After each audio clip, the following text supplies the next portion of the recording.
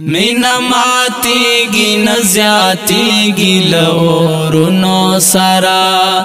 مینا ماتیگی نزیاتیگی لورونو سرا مونږ دا بلال لارویان مستی و انګارونو سرا. اوس په اخر کې موږ دا وایو چې شیعه چې کوم دي دا کافر دي کنه دي کافر، آیا شیعهګان کافران دي کنه دي کافران، دا یو ډېر اوږد بحث دی. په دې کې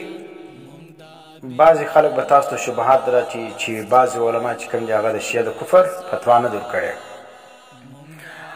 او بعضې چې کوم دي هغه به ورته وایي چې شیعهګان کې چې کوم دي هغه ډېرې فرقې دي، لکه څنګه چې تحفه اثنا عشرې کې چې وګورې ډېرې فرقې دي، بعضې تفضیلیه دي، بعضې شیش دي. نو په دا ګود باندې په یو ور باندې حکم د کفر لګول دا څنګه دی؟ نو ځکه چې فرقې پکې موجود سولې پر شیعهګان باندې حکم علی الاطلاق د کفر نه لګول کېږي. دا دویم اعتراض دی کې. دریم دا دی چې د شیعهګانو د کفر په باب کې د علمای دیوبند متفقه فتوا نشته موجوده. نو د دې په جواب کې موږ مختصر دا وایو چې شیعهګانو کې فرقې سته، بالکل موږ یې منو. نو آیا دلته پاک هند کې چې کوم شیعهګان موجود دي دغه شیعهګان شی او که هغه شیعهګان چې کتابو کې ذکر دي؟ کتابو کې یقینا د شیعهګانو فرقې ډېر ذکر دي، خو په خارج کې دغه وجود اوس نشته، که شته هم ډېر کم دي. او دلته چې کوم باندې موږ فتوا لګولې ده چې موږ د چا سره امنه سامنه ده، موږ چاته دغه حکم متوجه کوو، نو هغه چې کوم دي هغه چې پاکستان او هندوستان کې چې کوم شیعهګان دي یا ایران کې دي، هغه شیعهګان باندې زموږ حکم دی، هغه چې کوم دي هغه اثنا عشري دي. او د اثنا عشري په باره کې د جمهور علمای دیوبند فتوا د کفر ده.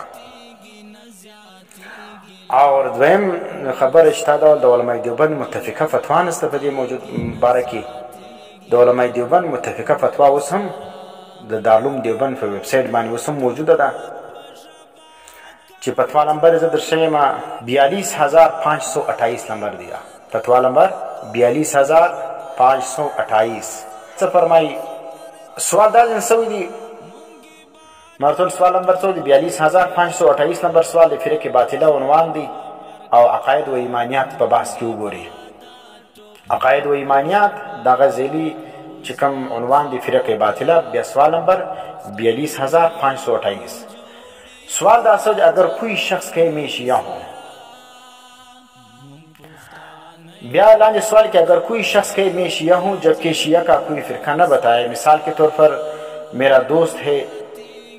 جو کہ سنی ہے، اگر وہ مذاق میں کہہ دے کہ میں شیعہ ہوں مگر شیعوں کے کسی خاص فرقے کی طرف نشاندہی نہ کر کے، تو کیا وہ کافر ہو جائے گا؟ یہ کہنے سے جبکہ شیعہ کے بعض فرقے مسلمان بھی ہے. ګوره د سوال ورته کړی چې زما یو دوست دی، ملګری دی، هغه وایي زه شیعه یم، خو دا نه ښیي چې د کومې فرقې یم، فرقه یې بس دغه وایي زه شیعه یم، او دا وایي پسخن وایي ده. نو آیا په دې خبر باندې کافر کېږي که نه کافر کېږي؟ او دا چې کوم دی د شیعه بعضې فرقې چې کوم دی دغه سوال والا وایي چې هغه چې دي مسلمانان هم دي.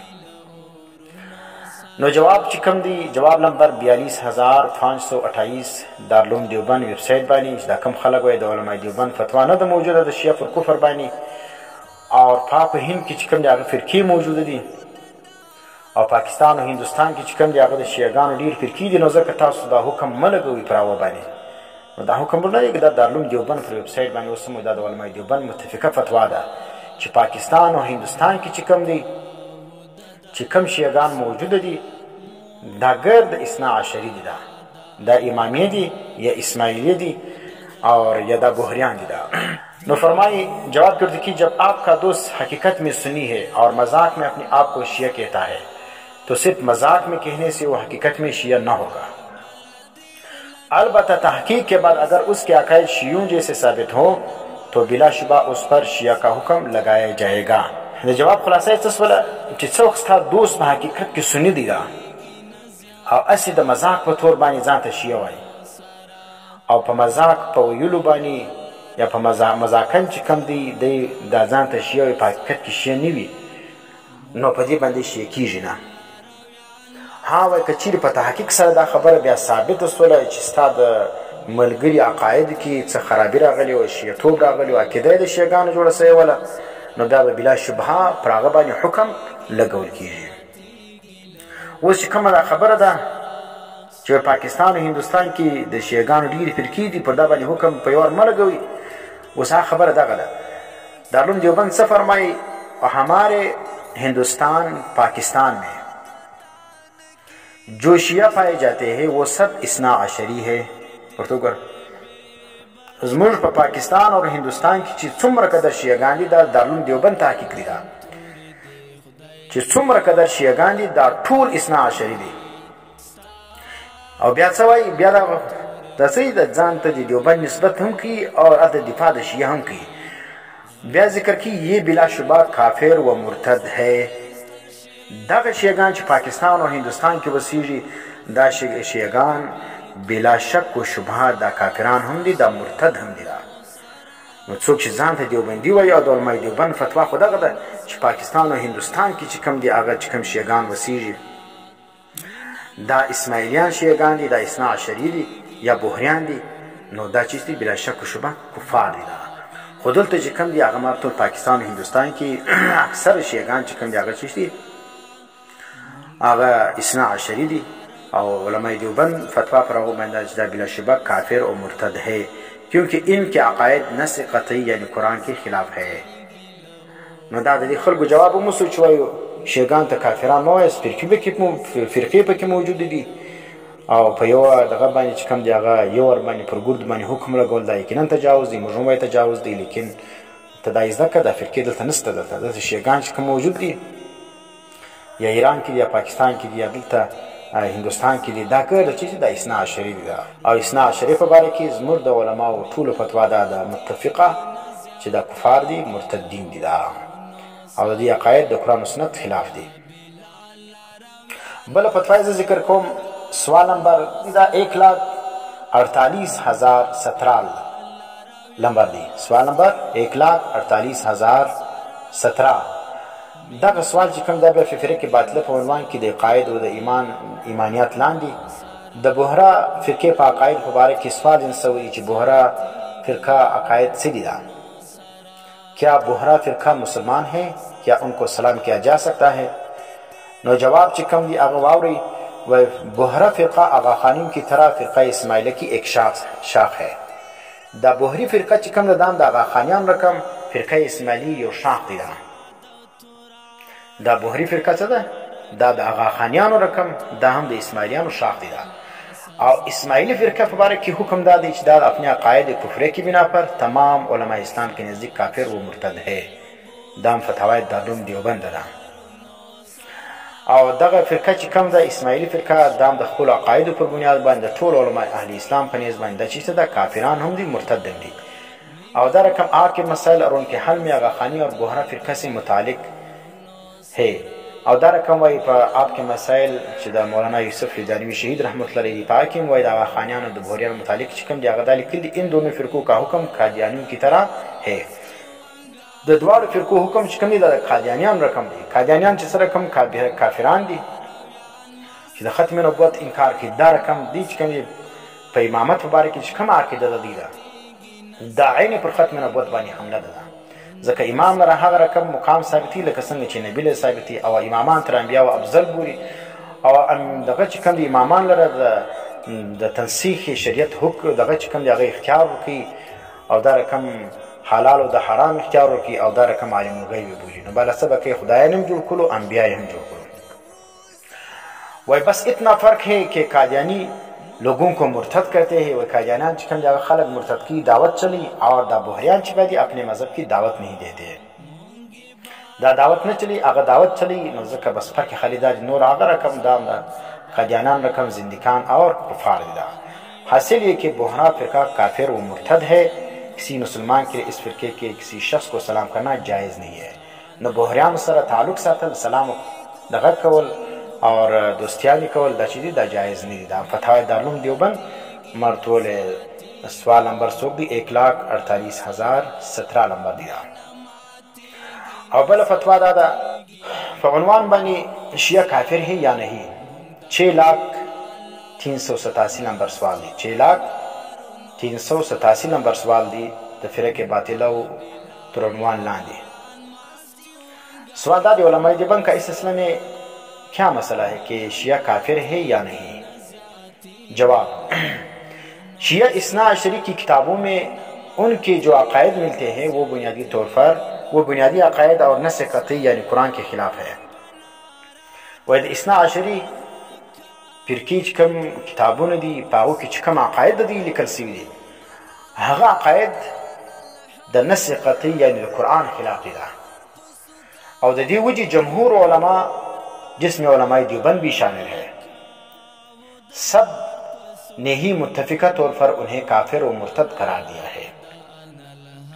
واستوات خلق د اسلام آباد نن اسلام د خلق وتلی دي دا اسمه حکم ور باندې لګو مداګه چې کوم دي دا اثنا عشریه په باره کې علماء دیوبند متفقه فتوا ده چې دا شي دا کفار او مرتد دي او تاسو فرقې پکې موجود دي نو فرقې جواب هم درته وکړي چې پاکستان او هندوستان کې فرقې نه دي موجوده د شیعاګانو دا ټول اثنا عشریه دي یا اسماعیلیان دي یا بوهریان دي یا امامیه دي دا نو دا عقاید چې کوم دي د دې ګردو دا د قرآن و سنت خلاف دي دا اوس مثلا اوله کې دا ذکر کی تحریف قرآن کې قائل ہے د اسماعیلیانو د بوهریانو د اثنا عشریانو عقیده چې اوله تحریف قرآن قائل دي دا زنه د څوک وایي علماء دیوبند فتوا کې دا ذکر کوي چې دغه شیعاګان د اثنا عشری چې موږ هغه ته کفار وایو د تحریف قرآن قائل دي دویم عقیده دا د وہ 12 اماموں کو معصوم مانتے ہیں د 12 امامانو په باره کې د عصمت عقیده لري اور ان پر ایمان لانا فرض بتاتے ہیں پر امامانو باندې ایمان اول دا فرض دي موږ ایمان نه دی ور باندې راوړی نو موږ په نيز د دې په نيز شي موږ کفار دا اگر کوئی ان پر ایمان نه لای تو مؤمن نہیں او چې کوم څوک پر امامانو باندې د 12 امامان د شیعاګان باندې ایمان نه راوړي د شیعاګان په نيز هغه چیز دي کافر دي دا اور بیا فرمائی ان کا درجہ نبی سے بھی بڑا مانتے ہیں دا علماء دیوبند فتوا کې دا ذکر چې دا شیعاګان سي دا د امامانو مرتبه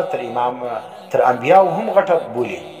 اور ان کو جميع ما كان و ما يكون کا علم رکھنے والا مانتے ہیں علم غیب و متثابتی زمرچ بریلیان سره اقتدا د علم غیب ولا نو هغه عقیده چې کوم د شیعاګانو بریلیان راخسته ده جميع ما كان و ما يكون علم دا شیعاګانو بریلیان سي دي مرتبه شیعاګان پلاران دي او بریلیان چې کوم دا چې دا زامن دي نو د جميع ما كان و ما يكون علم چې کوم دا لکه څنګه چې شیعاګان ثابتي دا رقم بریلیان ثابتي اور دا رقم درېم عقیده د حضرت ابوبکر صدیق رضی الله تعالی عنہ صحابیت کا انکار کرتے ہیں درېم عقیده د اثنا عشریان دا چې د حضرت ابوبکر صدیق رضی الله تعالی عنہ د صحابیت انکار کیدا اور جبکہ د حضرت ابوبکر صدیق رضی الله تعالی عنہ صحابیت د قرآن باندې ثابت دي ځکه قرآن کې فرمایي اذ یقول لصاحبه څوک چې نبی اسلام خپل صاحب ته ویل صاحب ملګری صحابي ملګری ته وایي اذ یقول لصاحبه څوک چې نبی ویل خپل ملګری لره ملګری څوک ابوبکر صدیق نو چې د قرآن باندې د چا صحابیت ثابت دی او څوک نه مني او کافر ورته وایي او بیا په اخر زمانه کې بیا چې زموږ حکومت راشي امام مهدي راشي دی به راپورته کوو او پوړې ورلګو اور در څلورم عقیده دا حضرت عائشہ رضی اللہ تعالی عنہا کو زانیہ کہتے ہیں دا د څلورم عقیده د شیعاګان دا ده چې دی حضرت عائشہ رضی الله تعالی عنها ته زانیه وای نعوذ بالله د نبی اسلام زوجه مطهره ته زانیه وای چې واقع د افق منافقانو کوم الزام ور باندې لګول شیعاګان دا تصدیق کیدا او قران چې کوم دی هغه بیا آیاتونه په سورۃ النور کې داغه په پاک دامنی نازلی او د قران د آیاتو انکار کول هم بیا اسلامي چې هغه الطیبات للطیبین والطیبون للطیبات یعنی پاک شذ د پاک سړی د پاره دی او پاک سړی د پاک شذ د پاره دی نو نبی پاک دی شذین پاک ده نو ځکه دا قانون قرآن ذکر کړی دی نو دغه چې کوم دی دا الزام پر حضرت عایشه باندې زنا لګول او دې ته رښتیا ویل دا چې دا د شیعاګانو عقیده ده پنځم غټ کفر دا دی الوهیت علی کې قائل ہے دا حضرت علی رضی الله تعالی عنہ الہ بولی موږ لا اله الا الله دی چې کوم دی هغه څه د الله ما سوا الہ بل څوک بولی حضرت علی بولی ځکه په وخت د مشکلاتو کې شیعګان کوم نارې وایي یا علي مدد وایي او بهریان موږ ویلي وو چې بهریان څه وایي سلام چې ورچي مولا علي ابو ورته یا علي مدد په جواب کې نو دا چې شلو دا ګوره د الوهیت علي قایل دي د خدای درجه ورکوي نو څوک چې د الله ما سي او بل چاته اله وایي نو دا به مسلمان وي مشرکین مکه و چې کوم دي هغه دا رقم شرک نه و کړی لکه څنګه چې دغه کړي دي دا بهریان او دا رقم اسماعیلیان اثنا عشریان کفار دي نو ځکه دا ټول عقاید چې کوم دي دا د قرآن سره ټکراویږي نو دا د الوهیت علي صلی الله علیه بله مثلا دی زده کړي دا څوک چې په عقیده د حاضر و ناظر باندې یا رسول الله نارې وایي او څوک چې کوم دی په عقیده د یا حاضر و ناظر باندې یا د علم غیب باندې د شیخ عبدالقادر جیلاني نارې وایي دا ټول د شیعګانو عقاید دي دا په نامه د اسلام باندې په مسلمانانو کې رایج کړي دي دا د بریلویانو د یا رسول الله نارې وایي او رانور چې کوم دی هغه بیا د چا نارې وایي شیخ عبدالقادر جیلاني نارې وایي نو دغه شان چې کوم دي دا عقاید چې کوم دي دا ټول د شیعګانو د الله ما سوی چې هر چاته ناره کوي دا د اهل سنت عقیده نه ده په دا عقیده باندې چې هغه حاضر ناظر دي په ما خبر دي زما حالات ویني دا که ته هر څو پر ځان باندې لیبل د اهل سنت ولګوې ته اهل سنت نه یې ځکه صحابه کرامو په هر مشکل کې انبیاء کرامو په هر مشکل کې الله ته آواز کوي انبیا وګوره قرآن کې یو نبي بل نبي ته آواز نه دی کړی ټول انبیا چې کوم دي هغه څه وایي ربنا ربنا نو ګوره د انبیاو طریقه او د اولیاو طریقه دا په وخت مشکلاتو کې الله ته آواز کوي او شیعګان بریلویان سیفیان دا رقم نور ګمراهان چې کوم دي هغه څه کې په وخت مشکلاتو کې یا علي مدد وایي یا رسول الله مدد وایي یا پیران پیر مدد وایي دا رقم نو بیا نور اولیاء چې کوم دغه نمونه نو اصل بیخي ډېر دي دا ګور ته آوازونه کوي او بیا فرمایي اسلامي بنیادی عقاید کې خلاف دی دا ټول عقاید چې کوم دي دا د اسلام د بنیادی عقاید خلاف دي و په دې وجه باندې علماء متقدمین و متأخرین سب ہی نے انہیں اسلام سے خارج اور کافر و مرتد مانا ہے تو ګوره و ټول متقدمین و متأخرین منه د متقدمین او د متأخرین اتفاق دی پر خبره باندې چې دغه شیعګان اثنا عشري دا چې دي دا کفار دي او د اسلام څخه خارج دي او مرتد دي اور بیا ذکر کی 1927 میں حضرت مولانا عبدالشکور صاحب نے ان کے کافر و مرتد ہونے کا فتویٰ لکھا تھا اکتوبر 1927 کی مولانا عبدالشکور صاحب رحمت اللہ علیہ چکم دی آغا دے اثنا عشری شیعگانو دا کفر فتویٰ لکھلے ولا اور ہندوستان پاکستان کے سب ہی علماء نے اس پر دستخط کیا نو دا رقم د هندوستان او د پاکستان ټول علما بیا پر دې فتوا باندې په 1927 کې د لیکلو او د دستخط ورباندې کړی و اب سے 35 साल पहले वो दनन څخه 35 کاله مخکې 1407 में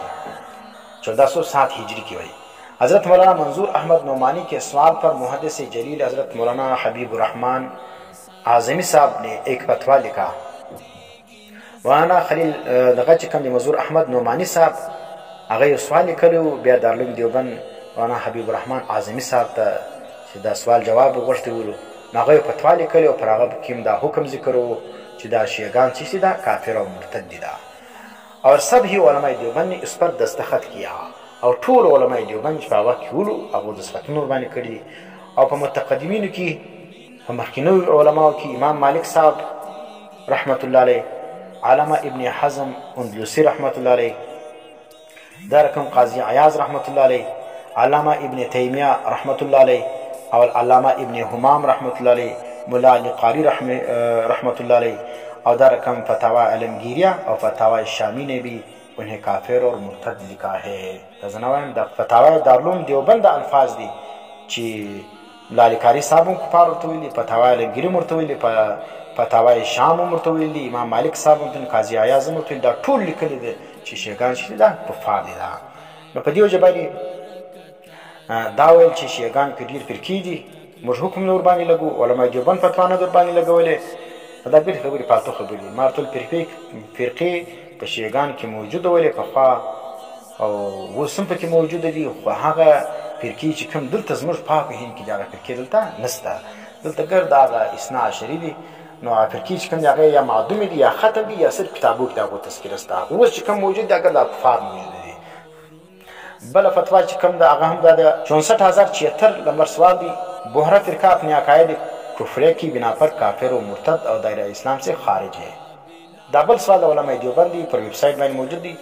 64076 نمبر سوال او جواب وګوري. چې سولو دا موږ مختصر چې کوم دی هغه دغه شان ذکر کوو، نور هم ډېر فتاوا وسته، خو د اختصار په طور باندې که بیا هم د چا په دې باندې تشفي نه کېږي نو خپله یې تحقیق